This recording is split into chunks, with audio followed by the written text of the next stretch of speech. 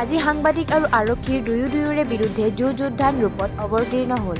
লেখাপানী খেলপথাৰত কলম কেমেৰা আৰু উদ্যান্ত বন্দুক বাৰুদ এৰি হাতত বল বেট লৈ খেলপথাৰত নামিল সাংবাদিক আৰু আৰক্ষী মাৰ্ঘেৰিটা সাংবাদিক সংস্থা আৰু অসম আৰক্ষীৰ লেখাপানী কামাণ্ডো বাহিনীৰ ক্ৰিকেট দলৰ মাজত অনুষ্ঠিত হয় এই মেচখনত লেখাপানী আৰক্ষী থানাৰ কামাণ্ডো বাহিনীয়ে পুনতে বেটিং কৰি 7 উইকেট হেৰুৱাই 106 ৰানৰ লক্ষ্য বান্ধি দিয়ে প্ৰত্যুত্তৰত মাৰ্ঘেৰিটা সাংবাদিক সংস্থাৰ ক্ৰিকেট দলে 3 উইকেট হেৰুৱাই নিৰ্ধাৰিত লক্ষ্যত উপনীত হয় বিজয়ী মাৰ্ঘেৰিটা সাংবাদিক সংস্থা ক্ৰিকেট দলক বন্ধুত্বমূলক ক্ৰিকেট ট্ৰফি প্ৰদান কৰে আনহাতে ৰানাৰ্ছ আপ ট্ৰফি আৰু হিমান্ত চেতিয়াক মেন অফ দ্য মেচ বঁটা প্ৰদান কৰা হয় মাৰ্ঘেৰিটাৰ পৰা কিষাণ লালুঙৰ ৰিপৰ্ট টাইম 60 অসম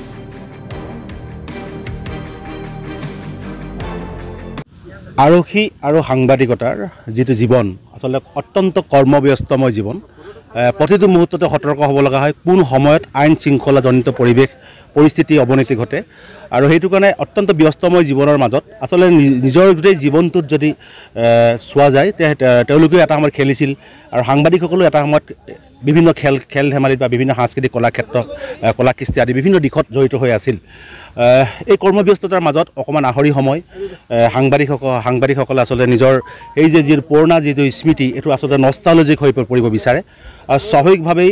লেখাপানী আৰক্ষী থানাৰ মাৰ্ঘেৰিটা সাংবাদিক সন্থাৰ আজি এক বন্ধুত্বমূলক ক্ৰিকেট প্ৰতিযোগিতা অনুষ্ঠিত হয় আৰু এই ক্ৰিকেট প্ৰতিযোগিতাৰ জৰিয়তে আচলতে আৰক্ষী আৰু সাংবাদিকৰ যি সৌহাৰ্দ্য সম্পৰ্ক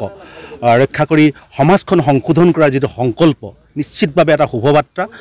আজি খেলখনত মাৰ্ঘেৰিটা সাংবাদিক সন্থা জয়ী হৈছে তাৰ কাৰণে মই মাৰ্ঘেৰিটা সাংবাদিক সংস্থাৰ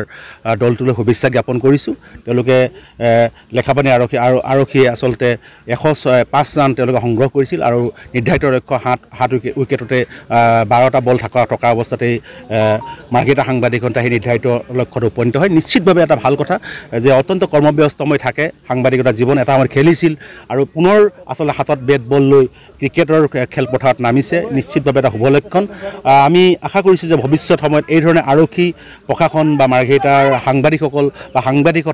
সাংবাদিকতাৰ জীৱনটোত জড়িত থকা ব্যক্তিসকলৰ মাজত এনেধৰণৰ সৌহাৰ্দ্যমূলক ক্ৰিকেট প্ৰতিযোগিতা বা এনেধৰণৰ খেল ধেমালি অনুষ্ঠিত হ'ব যি আচলতে আৰক্ষী আৰু সাংবাদিকতাৰ জীৱনৰ যিটো লক্ষ্য সমাজ সংশোধনৰ লক্ষ্য ইয়াক অধিক সুদৃঢ় কৰিব যিটো খেলে আচলতে সমন্বয়ৰ বাৰ্তা দিয়ে খেলে আচলতে মানুহৰ মানসিক উৎকৰ্ষ সাধন কৰে শাৰীৰিক এটা সুস্থ পৰিৱেশ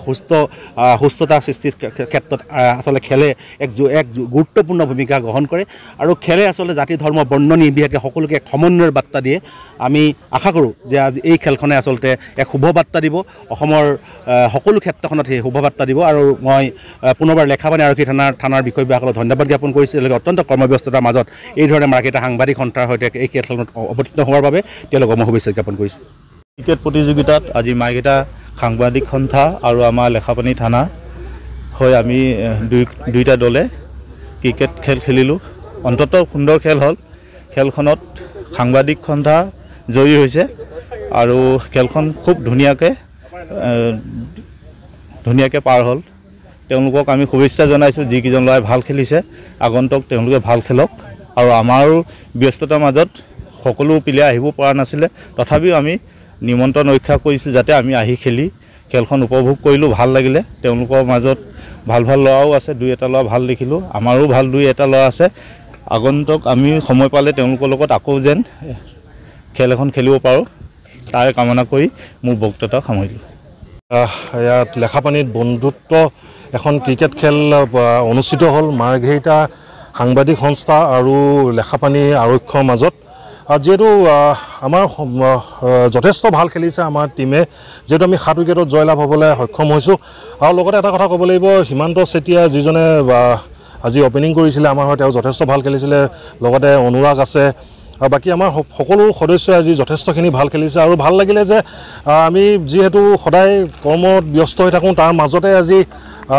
অলপ নিজৰ স্বাস্থ্যটোৰ কথা চিন্তা কৰিও খেলিবলৈ যত্ন কৰিছোঁ আৰু অনাগত দিনত আমি মাজে মাজে হয়তো ভৱিষ্যতলৈ খেলি যাম